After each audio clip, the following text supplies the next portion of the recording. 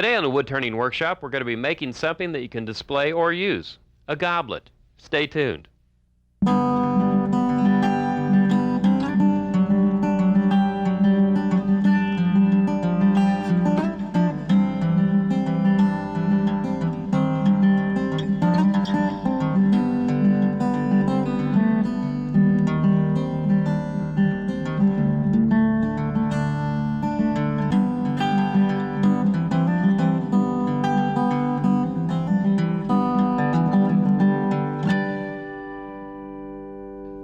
Most people are surprised when they find out that you can and this also allows you to use the entire edge of the tool. So you're not just dulling down one point by using that same spot the whole time. You're using this part, the center, so you don't have to go back and sharpen as often.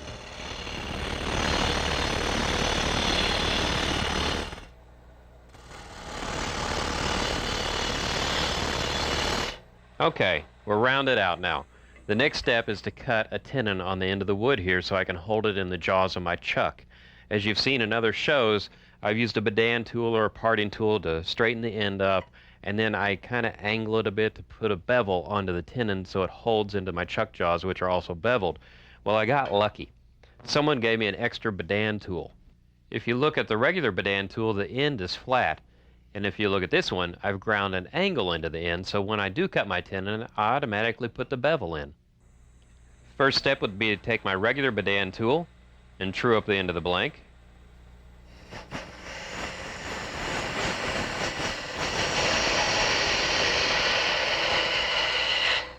Now I'll grab my specially ground bedan tool and make the tenon.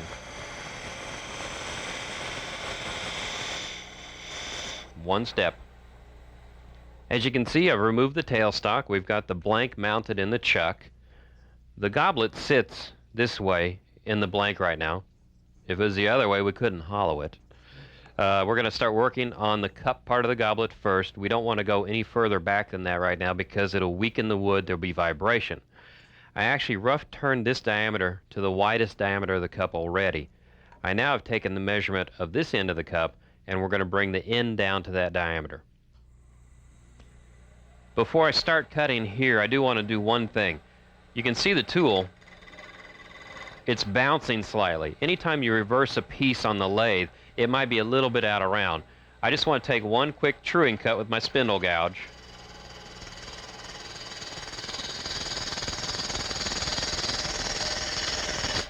And that removes that bounce. I'm going to bring my calipers up and lightly rest them on the wood. And just gently take the wood down a bit.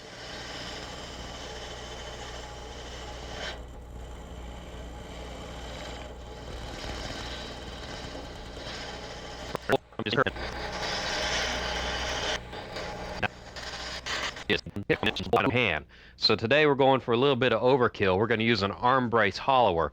This puts my arm right in line with the tool tip. It also has a lot of mass, so it fights those forces, and it actually makes hollowing a real pleasure. I've got the tip of the tool slightly above center, so I'm going to tip it down to make my cut. I'm going to come in and just barely touch and pull it to the side.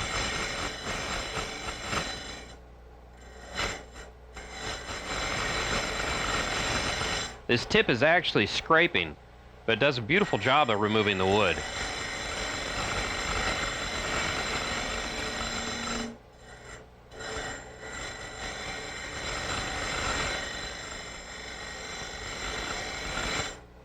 Now I want to go ahead and get the thickness of my goblet just right. And I'll come back with another scraper later and clean up the inside. And what I want to do now is get my body into a sweeping motion.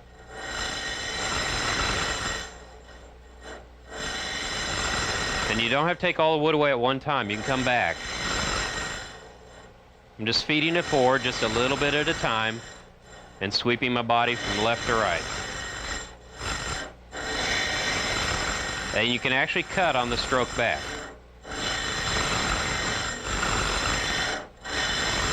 And once you get your rhythm going, you can move pretty fast. Now, before I go too deep, I want to go ahead and work the rest of this side over.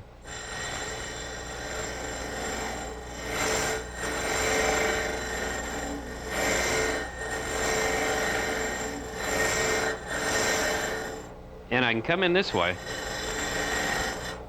and work on the edge too.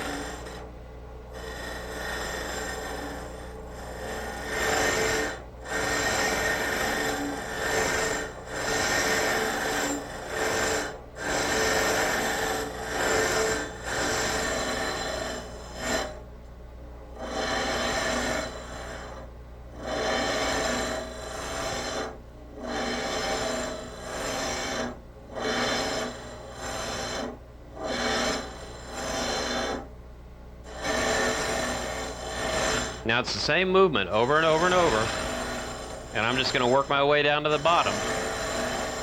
And once we've done that, I'll get a scraper tool and we'll clean up the insides.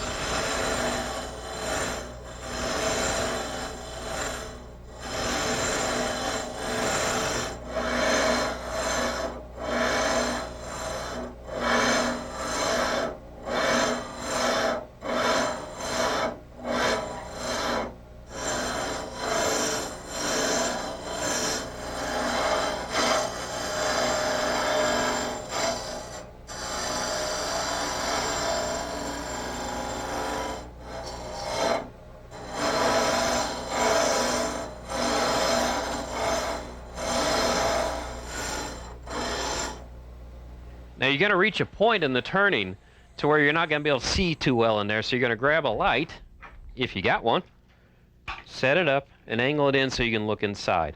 Also, use your expensive calipers and keep checking the wall thickness as you go to make sure you don't go too thin. So we're just going to keep turning a bit more, and we'll be ready to hit that scraper and clean up the inside.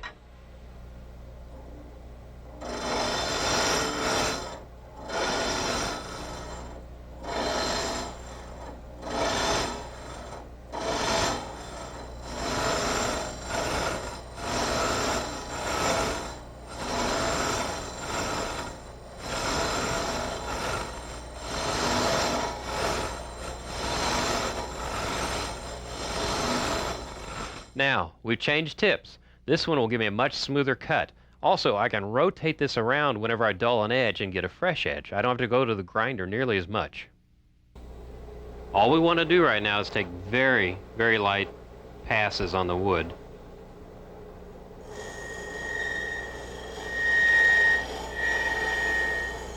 I feel a bump there. I'm going to come back and get rid of it.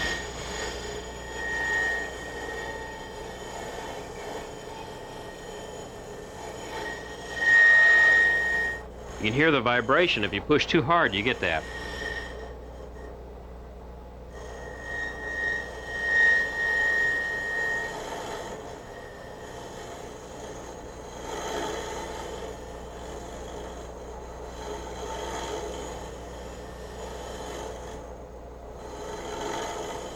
You don't want to stop in one place too long or you'll make a divot.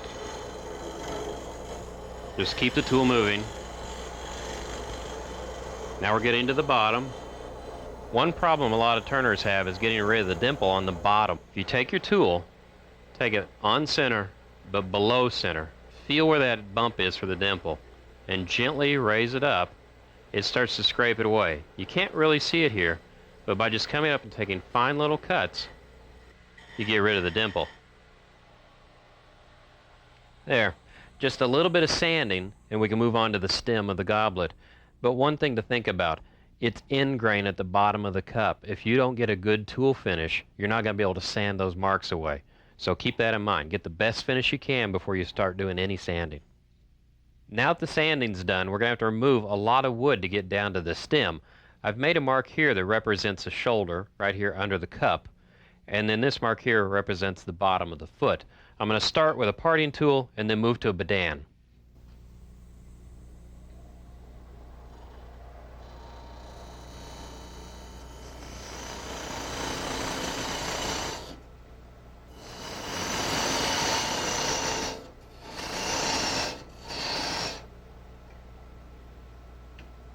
Now that I have more clearance, I'm going to use the badan.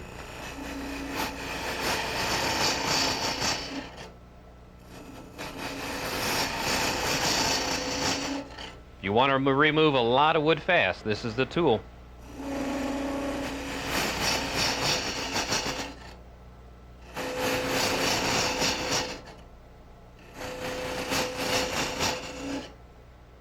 Now, with all this wood out of the way, I can grab my spindle gouge and finish the bottom of the cup.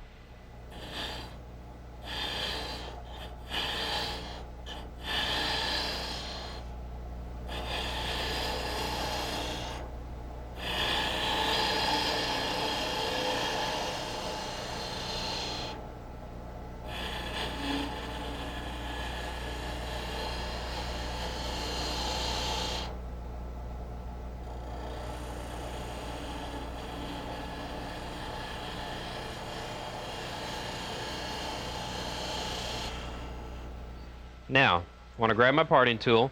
I've got the measurement of the shoulder on my calipers here, and I'm going to get that dimension.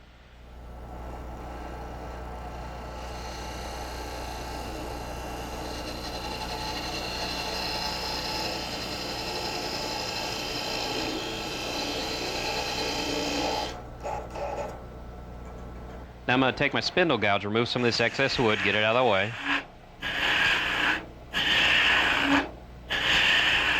That way, as I make this blending cut, I won't hit the edge of that wood. And I'm going to blend the bottom of the goblet, the cup part of the goblet, into the shoulder I just made.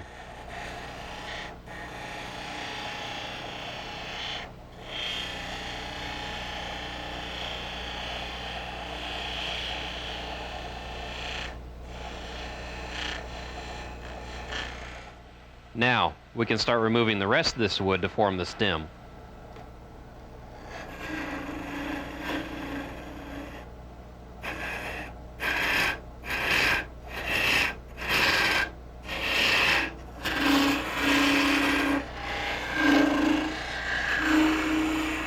I'm going to get a little bit of vibration now because you're removing the wood that was supporting the piece at this point.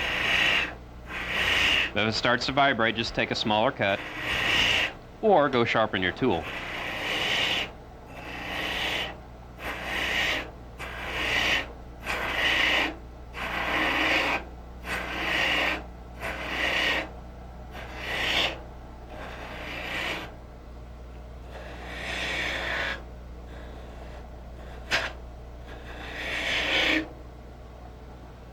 You don't want the tip of this to hit. It'll skate like it did just there. So I'm going to use my finger to keep it from running back.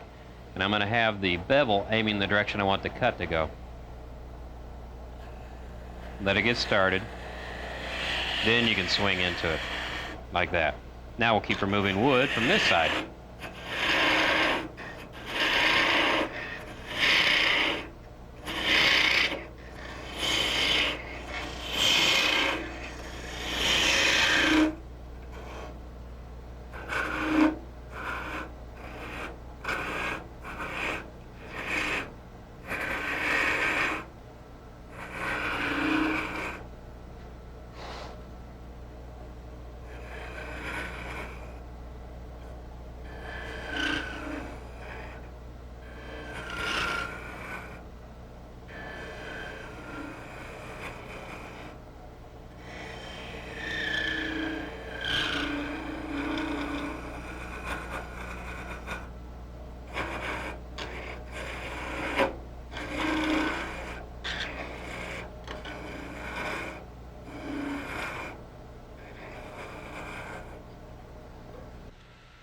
I'm going to grab my calipers again and my parting tool and set the diameter of the stem.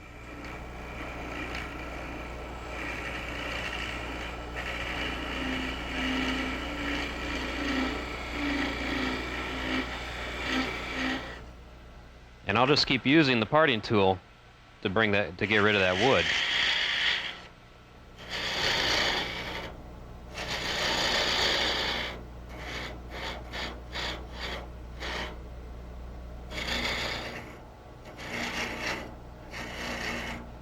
Now I'll grab my spindle gouge and blend that curve in.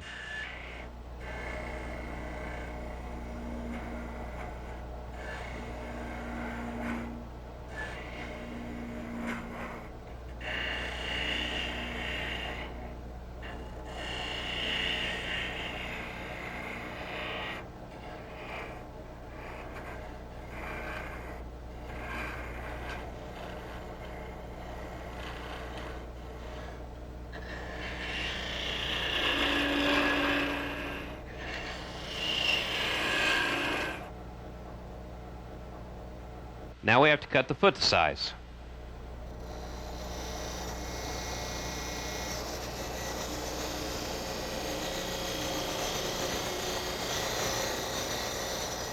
There we go. Get rid of this excess.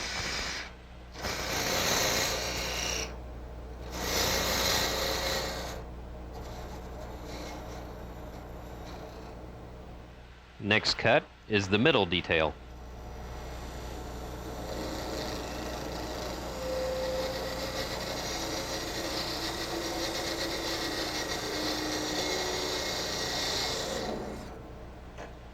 Remove that extra wood.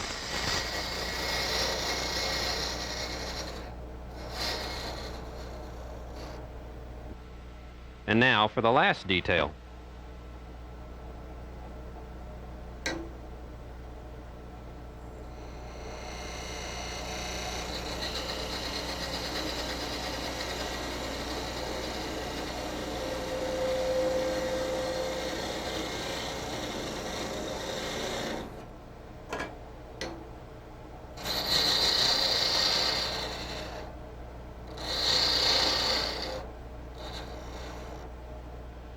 Take a small spindle gouge, and we're going to smooth that in.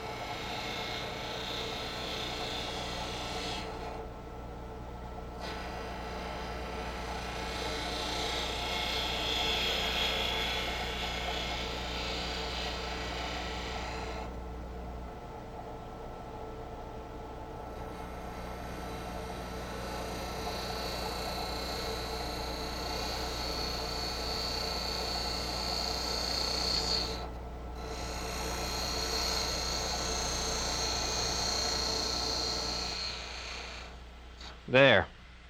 Just a little bit of sanding, and then we'll be parting this off from the lathe and reversing it and working on the foot.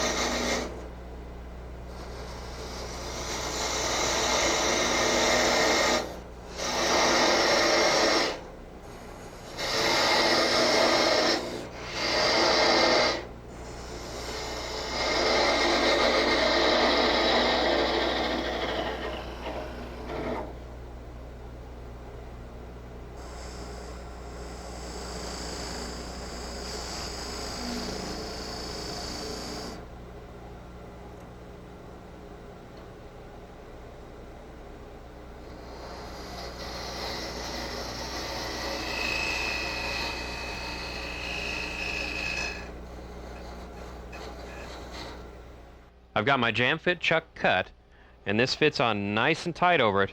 Only one small problem: since this has a curve on the inside, it's not making full contact, so there's a chance it'll come loose.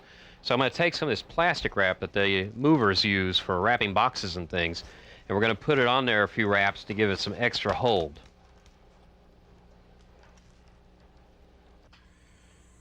Use your left hand to support the goblet. Just slightly hold on there.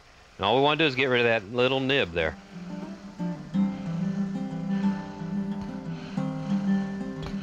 Now touch a sandpaper and we're done. I think these make a really nice pair. Now once I put mineral oil on this one, like its twin over here, it'll look just as beautiful. So until the next time on the Woodturning Workshop, keep turning.